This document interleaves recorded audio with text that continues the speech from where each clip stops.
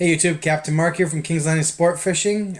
Want to do a video today on using trolling weights or snap weights. It's something I've been using for the last couple of years, especially when I've been out fishing deep for coho and salmon, using these clip-on weights here.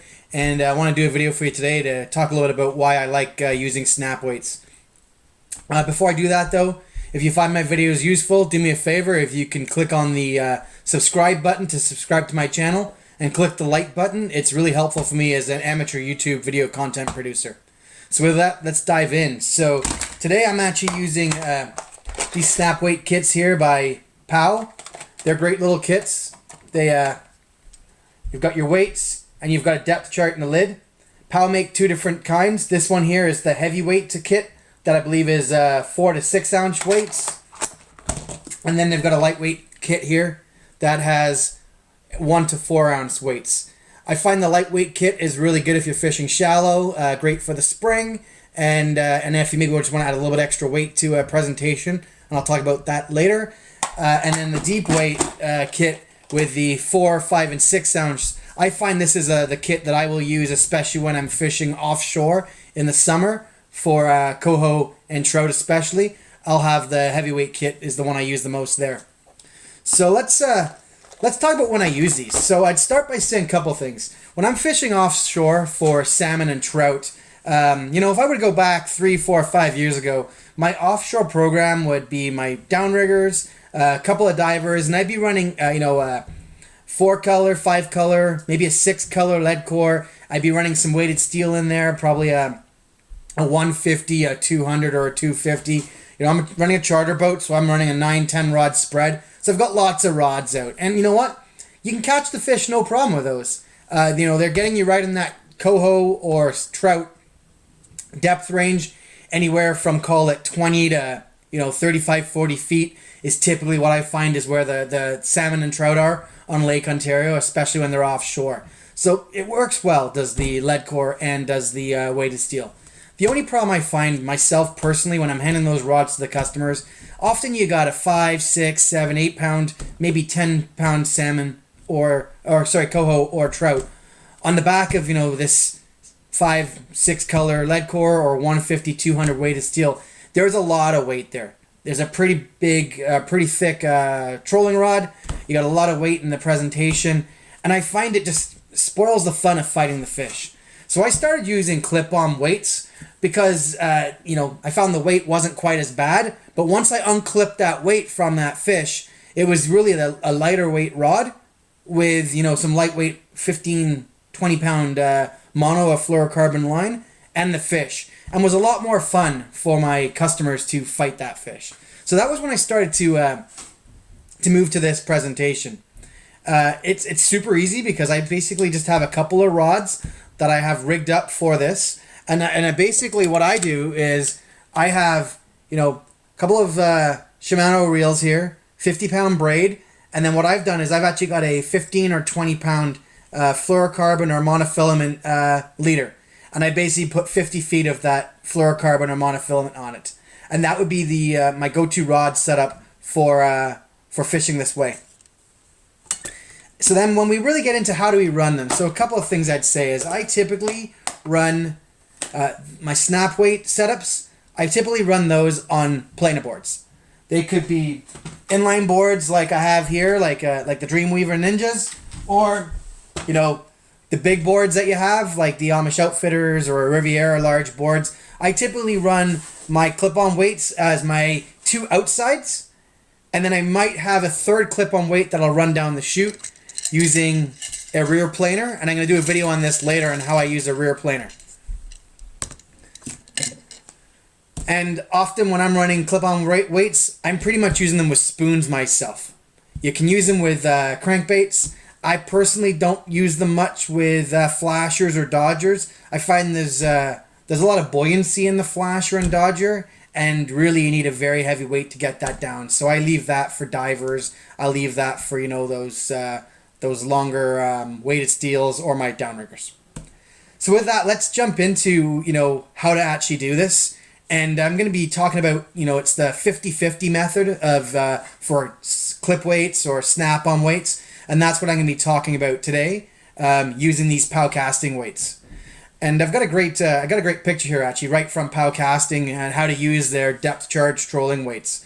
So if you were running your rod normally, just your regular monofilament or braid with a spoon on it, what you'd find is it really wouldn't sink that much. You could let out 50 or 100 feet of line, and you might sink down, 2-3 feet under the water. And that's just that natural way to the lure. It's going to drop down. That's where the benefit of the POW weights come in. So I've got right here, I got a 1 ounce POW weight. So if I were to use the 50-50 method with this 1 ounce POW weight, what I'm going to do is I'm going to let 50 feet of line out with my lure on the end. And that's why my leader material, I've got 50 feet of it. Because that way I'll let that out and then I get to my braid. From there, I'm going to clip this weight onto the braid. I'm now going to let out another 50 feet of line. That's the 50-50 method. And then what I'm going to do is I'm going to take my planer board, and now I'm going to clip that line into my planer board. So I've got 50 feet, then a weight, then another 50 feet. And by putting on this 1 ounce weight, I'm going to take the spoon down to 7 feet. Now, the 1 and 2 ounce, I find are fantastic in the spring.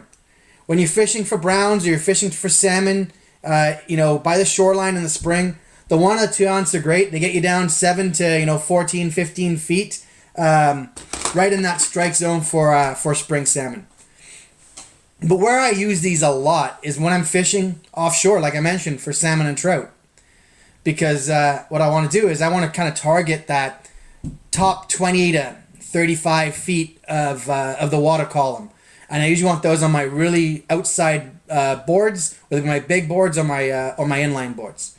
And again, I will run, whatever spoon you like. I've got on this particular rod, I've got it set up right here with a Hotfish Wonder Bread. It's one of my popular spoons that I like to use when I'm fishing for coho and steelhead out there in the blue zone. So I've got my spoon. I then run 50 feet of monofilament or fluorocarbon. At that point, what I will typically do is I'll typically start out with a 4 ounce weight. The 4 ounce weight gets me down about, call it 28 feet. That's at 2 miles an hour. I typically troll for, when I'm out in the blue zone, I'm typically trolling about 2.2. So I figure that's getting me right down around 25 feet. So I'll clip that on after my 50 feet of fluorocarbon and monofilament, and then I'll let out another 50 feet and clip on my inline board. If I'm not using inline boards, I'm using big boards, I have to compensate for the fact that some of that line's going to be out of the water.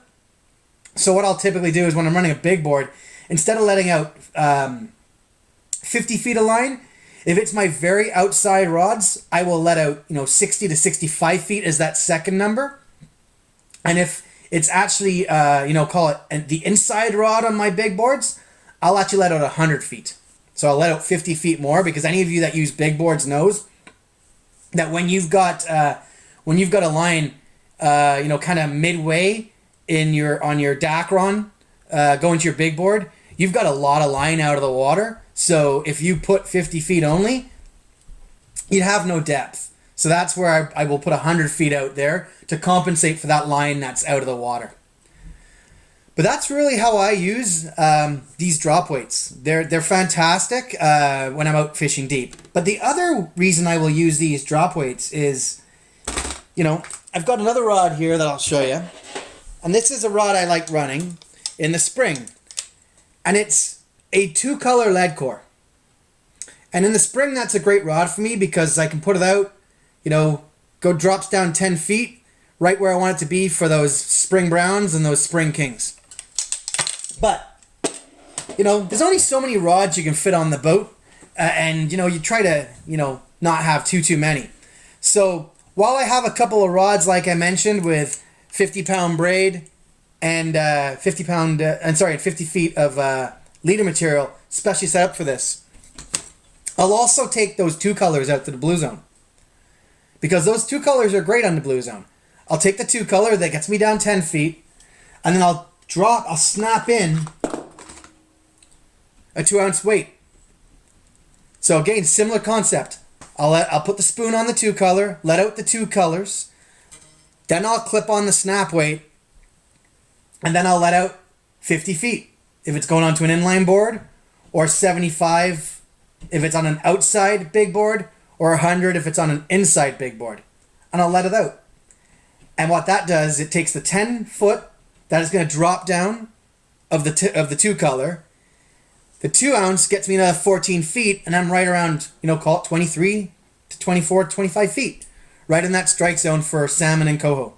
So I hope you find this as a useful tip. Because like I said, you can fish these just on their own with a spoon, but you can actually clip these on to your Leadcores, weighted steel, copper presentations to add a little bit extra weight. Every ounce gets you 7 feet at 2 miles an hour. So, you want to get down an extra 20 feet, add on 3 ounces. It's as simple as that. It's a great way to add some versatility to many of your rods.